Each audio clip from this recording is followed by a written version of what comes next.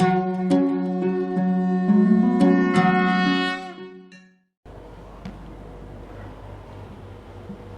दोस्तों, आप सभी का स्वागत है मेरे चैनल केसी एस्ट्रोलॉजी में। और आज हम जिस विषय पर चर्चा करेंगे वो विषय है कि ऐसा कौन से कॉम्बिनेशंस हैं या ऐसा कौन से प्लैनेट्स हैं आपके चार्ट्स के अंदर जिसकी वजह से जो है कि आपको बहुत ज़्यादा धन लाभ होने वाला है। तो उसके जो कुछ नियम हैं जो मैंने लिखे हुए हैं, तो पहले मैं उस पर चर्चा कर लेता हूँ। उसके बाद दो उदाहरण कुंडलियाँ लेंगे, एक विराट कोहली और एक मुकेश अंबानी। और दोनों ही नाम ऐसे हैं जो किसी पहचान के मोहताज नहीं है, हर हिंदुस्तानी उन दोनों को जानता है। तो पहला कुछ नियम है कि कोई भी प्लैनेट जो है कि अपने सेकंड हाउस, जैसे कि एरीज साइन है तो सेकंड हाउस हुआ टॉरस, तो अगर मंगल जो है कि अपने सेकंड हाउस के लॉर्ड से एक्सचेंज कर ले, पहली कंडीशन। यानी कि जो भी प्लैनेट है, मान लीजिए सन है तो वो मरकरी, क्योंकि 5 नंबर के बाद छठा नंबर आना है जो कि हमारी विर्गो है, लियो और विर्गो, ये आपस में साइन एक्सचेंज करके प्लैनेट्स बैठ जाए। या कोई भी प्लैनेट जो है कि अपने से सेकंड हाउस में बैठ जाए, जैसे कि लियो का जो मालिक है वो सन है, वो विर्गो में बैठ जाए। विर्गो का मालिक बुध है तो वो लिब्रा में बैठ जाए। इस तरीके से अपने से अगले घर के अंदर कोई भी प्लैनेट बैठ जाए, यानी सेकंड हाउस के अंदर कोई भी प्लैनेट जो कि बैठ जाए। और दूसरी कंडीशन है कि 11th हाउस, यानी कि कोई भी प्लैनेट अपने से 11th हाउस में बैठ जाए, क्योंकि 11th हाउस हमारे गेन का होता है। तो कोई भी प्लैनेट जब जहाँ का वो ओनर है वहाँ से जब 11th हाउस में बैठेगा तो वो अपनी दशा अंतरदशा के अंदर जो है कि उनको लाभ कराएगा। और कोई भी प्लैनेट जब अपने से सेकंड हाउस में बैठेगा तो वो उस भाव की वृद्धि करता है। ये एक सीधा सीधा नियम है जो है कि पराशरी का वैदिक एस्ट्रोलॉजी के अंदर, कि कोई भी प्लैनेट अपने सेकंड, जैसे कि हम मान लेते हैं कि ये हमारा स्वयं का घर है, तो हमारे जो हम अपने आप के लिए देखते हैं ओवरऑल पूरा, तो हमारे जो सेविंग्स और जो लाभ हैं वो सेकंड हाउस सेविंग्स का और गेन का जो है 11th हाउस। तो इसी प्रकार से कोई भी प्लैनेट, जैसे मान लीजिए कि यहाँ पर ये सन है, सन से सेकंड इसका गेन का हो गया और जो 11th है वो इसके लाभ भाव का हो गया। इस तरीके से कोई भी प्लैनेट जब बैठा होता है अपने हाउस से, तो वो जो है कि अपनी दशा अंतरदशा के अंदर बहुत अधिक मात्रा में जो है कि वेल्थ देता है। तो पहली कंडीशन जो सबसे ज़्यादा वेल्थ जो मिलती है आपको, वो आपके सेकंड हाउस से एक्सचेंज हो प्लैनेट का। मान लीजिए कोई भी प्लैनेट है वो अपने सेकंड हाउस वाले जो लॉर्ड है उससे एक्सचेंज करके बैठा हो, या 11th हाउस का जो लॉर्ड है उससे जो एक्सचेंज करके बैठ जाए। जैसे मान लीजिए कि सन यहाँ पर बैठ जाए और मरकरी यहाँ बैठ जाए, सन से ये 11th में है, तो यानी कि इससे जो सन जो है अपने 11th हाउस के लॉर्ड से एक्सचेंज करके हाउस बैठा हुआ है। इस तरीके से पहली कंडीशन है। दूसरी वही है कि अपना कोई भी प्लैनेट अपने से सेकंड या 11th हाउस के अंदर बैठा हुआ हो, सेकंड कंडीशन। तीसरी कंडीशन होगी कि कोई भी प्लैनेट जो है कि अपने एग्जल्टेशन के अंदर हो या अपने स्वयं की राशि के अंदर हो, तो वो अपनी दशा अंतरदशा में अच्छे फल देता है। सबसे ज़्यादा वेल्थ इधर इस कॉम्बिनेशन के अंदर है, उससे कम इसके अंदर है, उससे कम इसके अंदर है, इस तरीके से।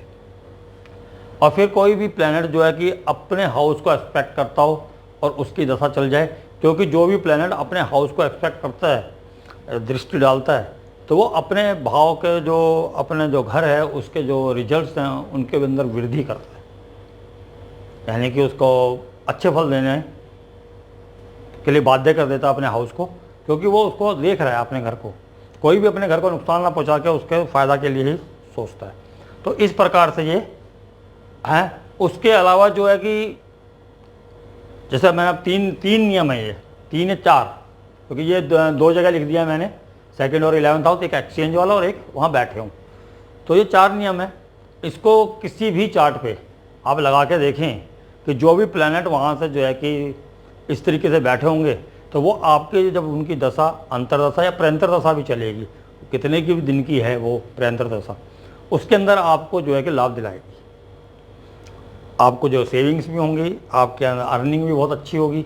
तो इस प्रकार से जो हम पहले जो विराट कोहली जी का चार्ट ले लेते हैं, विराट कोहली, इनका जो है कि थर्ड लॉर्ड यानी कि पराक्रम का स्वामी जो है कि लगन के अंदर बैठा हुआ है, अपने से 11th अवे है। अगर यहाँ से आप गिनती करोगे तो ये 11th हाउस के अंदर सैटर्न है।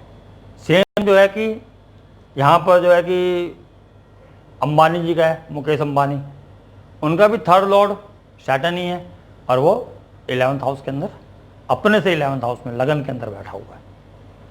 तो ये दो मतलब कम्बिनेशन दोनों के अंदर है, यानी कि जो उनका थर्ड लॉर्ड है, जो पराक्रम का भाव है, जो मेहनत करने का, जो संघर्ष करने की जो क्षमता है, दोनों के, एक तो वो शनि है जो वैसे भी जो है कड़ी मेहनत के लिए जाना जाता है, और ऊपर से जो है कि वो अपने से 11वें भाव के अंदर बैठा हुआ है, यानी लाभ भाव के अंदर बैठा हुआ है दोनों ही कुंडलियों के अंदर। और यहाँ पर जो है कि दूसरा जो एक और कम्बिनेशन बन रहा है 10th लॉर्ड और 11th लॉर्ड, यानी कि Mercury Virgo sign, Mercury Libra sign, तुला राशि, शुक्र वीनस। तो इन दोनों के अंदर जो है कि राशि परिवर्तन है, यानी कि एक्सचेंज ऑफ हाउसेस।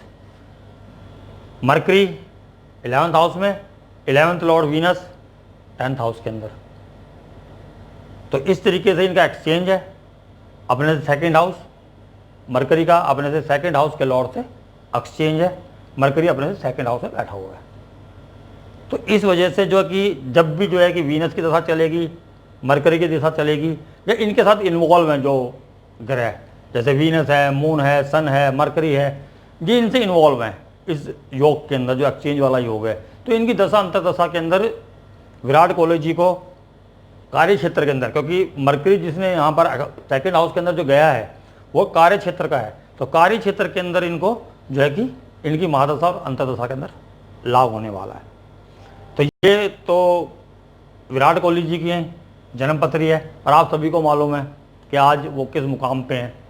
और अब मुकेश अंबानी जी की कुंडली को ले लेते हैं। मुकेश अंबानी की, जैसे मैंने बताया था कि थर्ड लॉर्ड जो है कि देख रहा है, मतलब अपने घर को देख भी रहा है थर्ड दृष्टि से, और जो है कि अपने से 11वें भाव में बैठा हुआ है सैटर्न। उसके अलावा मार्स अपने हाउस को देख रहा है, स्कॉर्पियो वृश्चिक राशि को अपने हाउस को देख रहा है, तो उसको बलवान कर रहा है। साथ ही साथ वो सैटर्न पराक्रम भाव वाले स्वामी को भी देख रहा है, तो यानी सैटर्न के अंदर और मार्स की दशा के अंदर भी इनको जो है कि लाभ होने वाले हैं, क्योंकि पराक्रम भाव का स्वामी 11th हाउस के अंदर अपने पराक्रम से लाभ।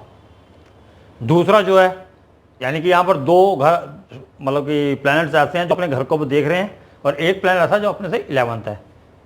अब मार्स के बारे में बात कर लेते हैं। मार्स जो है कि अपने से 2nd बैठा हुआ है, यानी एरीज साइन से 2nd में बैठा हुआ है दूसरी, और साथ ही साथ एक्सचेंज करके बैठा हुआ है। यहाँ पर 2nd हाउस जो जहाँ पर ये बैठा हुआ है 7th हाउस के अंदर, वहाँ पर जो राशि है वृषभ टॉरस, उसके स्वामी हुए वीनस। तो वीनस से यहाँ पर एक्सचेंज है। वीनस जो है कि एरीज के अंदर है, शुक्र जो है मेष राशि के अंदर है, और जो है कि मार्स टॉरस के अंदर है। तो इस तरीके से इन्होंने राशि परिवर्तन किया है। तो यहाँ पर किससे राशि परिवर्तन हुआ है? डेली रूटीन वर्क, कंपटीशन और बिजनेस हाउस का।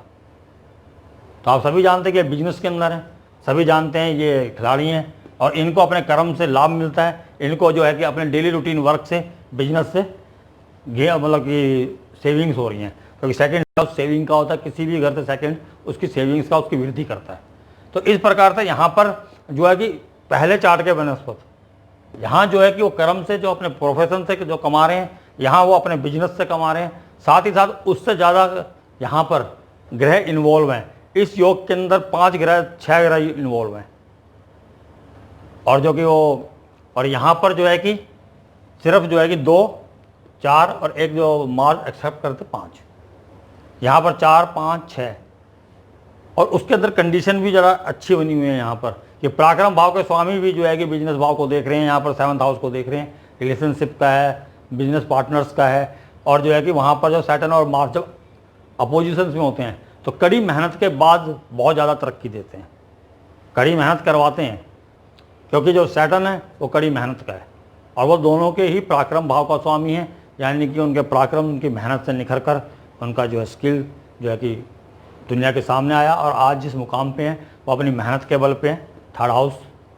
और जो है कि उनके जो चार्ट के अंदर कम्बिनेशंस हैं उनकी वजह से है। उम्मीद है आपको समझ आ गए होंगे ये कम्बिनेशन, ऐसे मैंने यहाँ लिख भी दी हैं।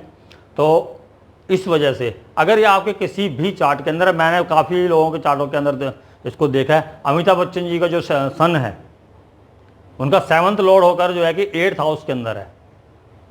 हेमा मालिनी जी हैं, उनका जो सेकंड लॉर्ड सन है, उनका लियो 2nd हाउस के अंदर है और वो 3rd हाउस के अंदर विर्गो के अंदर बैठा हुआ है, वो अपने से 2nd में बैठा हुआ है। तो इस तरीके से बहुत से चार्ट हैं जिन पे मैंने देख के तब मैंने ये 2 कुंडलियाँ चुनी हैं, जो कि आप लोग जो आज के युवा हैं, इन 2 लोगों को, इन 2 हस्तियों को, इन महान हस्तियाँ जो हमारे देश की हैं, हमारे देश का नाम रोशन कर रही हैं, उनको जानते हैं, इसीलिए मैंने इनके चार्ट लिए हैं। चार्ट में अनगिनत ले सकता था, बहुत चार्टों के अंदर ये कम्बिनेशन हैं और ये कम्बिनेशन ऐसा है मैंने इनको फेल होते हुए नहीं देखा। जहाँ पर भी मैं देखता हूँ, अगर आम आदमी की ज़िंदगी में ये सेलिब्रिटीज़ हैं, इनके अंदर और कम्बिनेशन भी हैं। आम आदमी की ज़िंदगी में कि जहाँ पर कम्बिनेशन बहुत ज़्यादा इतने अच्छे नहीं हैं चार्ट के अंदर, लेकिन कोई एक ग्रह भी अपने से दूसरे या 11वें बैठा हुआ है या एक्सचेंज करके बैठा हुआ है, तो उसकी महादशा और अंतरदशा में उसको लाभ अवश्य मिला है, उसको तरक्की अवश्य मिली है। उसको इतना ज़रूर मिला है कि वो और लोगों से कुछ उठकर आगे बढ़कर कार्य करता हुआ पाया गया है। तो इसी के साथ ही मैं आज्ञा चाहूँगा आप लोगों से। अगर आपको पसंद आया हो तो सब्सक्राइब कीजिएगा, चैनल को लाइक कीजिएगा, शेयर कीजिएगा। आज्ञा चाहता हूँ। नमस्कार।